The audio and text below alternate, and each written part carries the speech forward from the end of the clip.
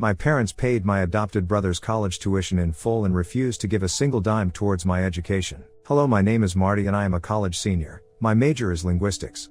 I never really had the perfect relationship with my parents. I mean, they were cool and all but never loving. And even that would not have hurt if they were just that kind of parents, but no, they were actually not. They could be loving and attentive and supporting parents, and the proof is my adoptive brother Mason. They have been nicer to him than me, their own son. Do not get me wrong, guys, I am all for them giving an orphan child a loving family, but I hate them for forgetting that I need it too. We have had our issues because of their partial behavior towards me and Mason, but it was all that I was accepting. Until it came to college.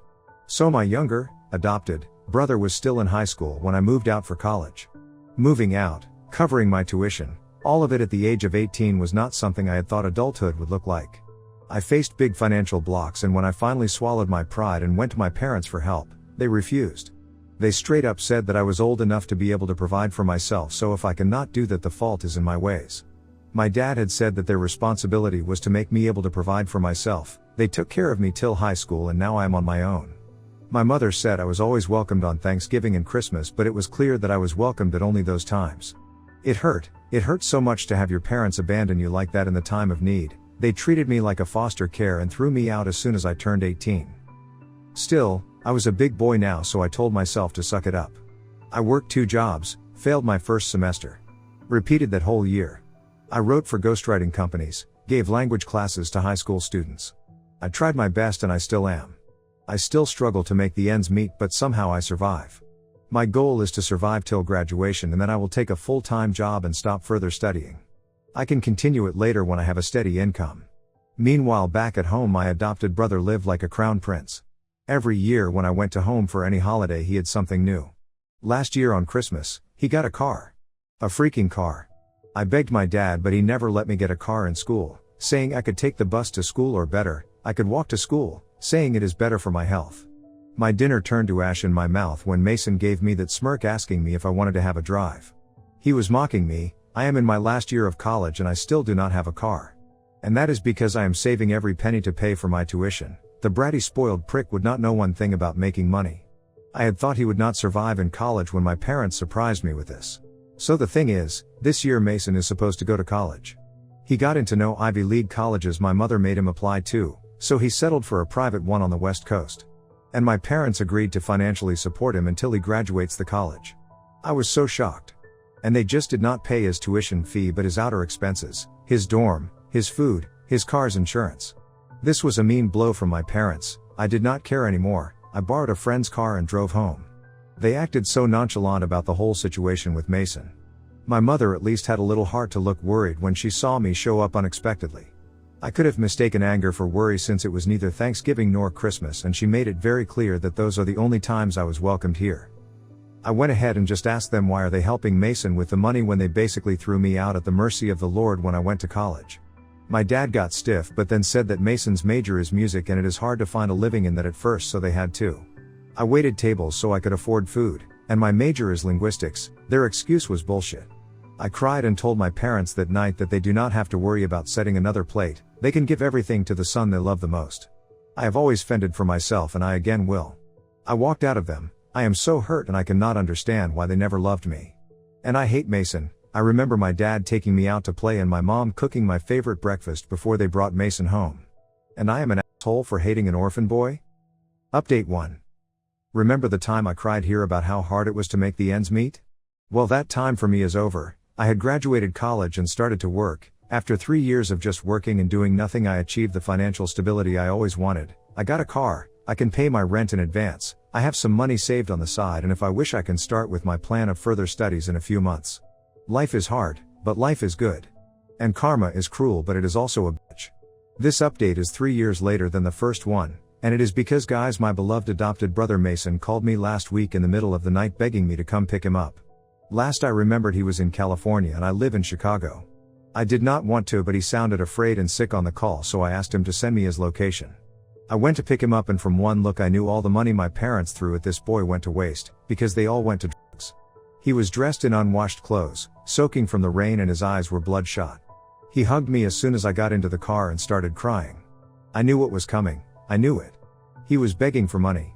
Geez, I hated the boy but not this much. His state almost spiked up the feeling of pity in my heart, but I hardened myself. I told him to explain his homeless situation to me, and all he did was beg me for a little money, saying that he owes it to someone and they will kill him if he does not return it. I had not time, nor money for this. But he was still my brother and I grew up with him. I saw him since he was 3 months old. I could not just kick him out of the car. I told him that I was taking him to my place and there we could discuss what happened. He fell asleep in 15 minutes of the drive. Good, because I drove him to my parents', his parents' house. It was just a 40 minutes drive from Chicago, and I think they should see what all of the money they put into has become. Might be a little asshole move as a brother, but in my defense I was wrong too. Update 2. I am back at my apartment in Chicago, and let me tell you how eventful my last night and the day has been. I reached my parents' house at around 2 in the morning. I was nervous. The time I came here to told them how shitty of parents they had been to me was the last time I had ever talked to them. After that it was nothing. Even my mother never bothered to call or text to just ask how I was or to come visit me. Even though I live less than an hour away. So yes, I was nervous but not scared. They threw me out and I managed to survive and make a life for myself. They gave all my share of love and support to the junkie hanging in my arms so they can now see him. I rang the doorbell. It took 15 minutes for my mom and dad to climb down the stairs in their robes. They looked at me and then at Mason, who was barely in the condition of knowing where he was. There was a look of surprise in their eyes, but it was not for Mason. They were surprised to see me. They knew about Mason falling into the trap of drugs. I dragged Mason in, putting him on the couch in the living room, and then explained both of them why or how he was with me. They looked sad. I was about to leave when my mother stopped me and told me to have some coffee. I felt the tension there, and even though I did not want to stay, I stayed just for the sake of finding out about all this Mason matter. We sat on the kitchen table and my mom started. Apparently, Mason had dropped out of college a year later. He joined, more like he was kicked out. The authorities called Dad and told him that he had done damage to the campus property and that he had to pay for it. My dad did pay for it, but was very disappointed. He confronted Mason. He asked him to come home and join the community college to at least complete it and then start work. But Mason refused. Dad tried to cut him off, but then the worst thing happened. Some goons came to the house threatening my dad that they will hurt Mason. They did not get their money. My dad again paid the money and tried to drag Mason home. He did come home but ran away 2 days later again. They went to California and they found out he fell into the drugs and all these things. My mother started crying at this point. She said that they have put him into a rehab in California, and that was 4 months ago. It was the last time they had seen him before I brought him here. I had no solution for them. I told them they could put him in rehab closer to home. I did not have anything more to say, so I left. But I hate to admit that I felt a sick kind of joy when both my parents hugged me and told me to come home for dinner this Thanksgiving. Am I an a-hole for being happy that my brother flunked? Opinion 1, not the a-hole. I won't even blame your brother. It was your parents who were at wrong. They made both their sons resent each other because of their twisted ways of parenting. So not your fault, buddy. You helped your brother after all this. That says you are a good human being. Opinion 2, well, your brother's life is kind of ruined and you are happy that now your mother wants to invite you for dinner? That is kind of petty and mean. I would say you are an a-hole if you cannot understand the concept of empathy. So, my dad and stepmom have way too many kids. I, 15 male, have a bio sister, 13 female, and 7 adopted siblings, 3 boys and 4 girls. All of them were in foster care and most of them have some issues and you have to walk on eggshells around them. This story is mostly about the oldest, Abby, 15 female. They just took Abby in a few months ago and are trying to adopt her. Before Abby, my dad and stepmom said they were done fostering and adopting kids, but 2 girls they adopted like 3 years ago are Abby's bio sisters, so they decided to take her in too. I'd have to say Abby's the worst out of the adopted kids. She doesn't really talk when we're all together. She just sits next to my stepmom or one of the nannies. She also gets really weird about her stuff, like if she had a pack of cookies and I ate one, she wouldn't eat them anymore and would go find something else to eat. Same with video games. She likes to play Minecraft and she'll let us join her, but if you touch anything that she built, the whole world is suddenly ruined for her. My dad and stepmom put a snack bar in Abby's room because there are days where she won't leave her room and sometimes doesn't let anybody in, and they think this will get her to eat on those days. I checked it out once when she was in therapy and she has really good snacks in there. She also loves music and has a crap ton of headphones. Like she has AirPods Pro, AirPods Max, 2 different kinds of Bose headphones, and another kind but I don't know what it is. She came with one of the Bose and the other kind, but the rest were gifts from my dad, stepmom, and their family. She always has headphones on and makes sure they're all charged all the time. It's kinda an obsession for her.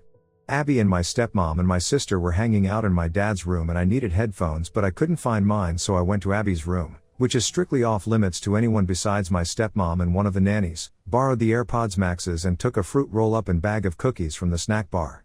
No harm was done and I was going to charge the headphones and give them back when I was done with them.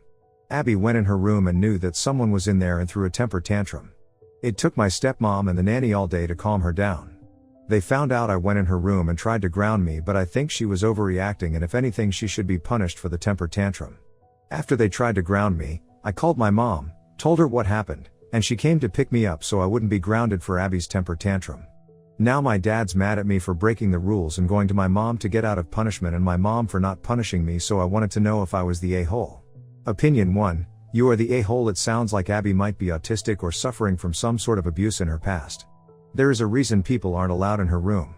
There is a reason that she acts the way that she does.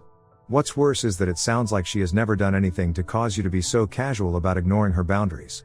If I were your dad, I would tell you to just stay at your mom's until you are ready to apologize and accept your grounding. I would also add to the grounding for playing the "I'll just go to my mom's" card. Opinion 2, you are the a-hole. Foster kids can be very difficult, especially when they are new to a family. Having difficulty adapting to that doesn't make you or her a-holes though. That is going to take time. What does make you an a-hole is going into her room, which you know is off limits, stealing, not borrowing, her stuff, which you know from past experience she will never use again since won't use stuff that other people have used, and also for going to your mom to avoid a punishment that you earned for breaking rules set in place to make her feel safe. Congratulations. You have just undone months of work your family have put into trying to get Abby to trust you all by proving that you can't be trusted. You could have asked, since they were all in the house with you, but instead you snuck around behind everyone's back to get what you wanted. My mother passed away last year. And the entire process is about to come to an end in just a few weeks. For the past 6 months, my husband has been looking at a multitude of things that on a regular day, we definitely can't afford. He'd have to use credit or save up for weeks or months. A person can wish for stuff or want to work towards a treat for themselves. But he hasn't made an effort to save up for these expensive purchases. Instead, he's been asking for updates on the legal process and asking how much longer it's going to take. He's even asked me several times about an estimated amount. I've given him very little to no information because at this time, things can still drastically change. With a creditor popping up and saying that money is owed or etc. He's not the most responsible person with money. I've managed the finances full time for the past 3 years straight. He used to manage our finances. But he has a history of sabotaging our financial goals and blowing our budgets. My intention is to use half of my inheritance to move our family into a house. Then save 40% to help my children in the future. Like graduations, college, trips, their first cars, etc. And have a small emergency fund. Something we couldn't do before because my husband kept giving money to his side of the family to help them with bills, groceries, legal troubles, etc. Draining our accounts and leading our family to homelessness 3 separate times. I understand that if it's family, you have to try and help somehow. But letting your 3 children and wife become homeless because an adult family member couldn't be responsible enough to pay their own bills or got into legal trouble is a hard thing for me to fully understand. I really don't want to wake up one day and find out that every cent has been spent behind my back. I'd like to open an account in my name and follow through with the plan I mentioned above. He has made it clear that intends to buy a new vehicle, tech, game system and other items just for him. Not our children or to improve our family's future. When I talk about investing or saving, he says that life is too short for that. I told him that it wasn't about us. It was about our children. And his response was that when our children become adults, they should work for what they want. That statement seems backwards considering his actions as of late. I know for sure that if his parents pass, we will have to pay off their debts and cover all of the unknown costs out of pocket. Financially speaking, I started my marriage with my husband completely debt-free. And I have worked for years to finally get him to be debt-free as well. But over the past 10 years, he's paid off his parents' credit card and IRS debts. They live paycheck to paycheck and think saving money is pointless. I'm not sure if I'm making the right choice. But I really just want my children to have the same happy and stress-free childhood I had. Am I the a-hole?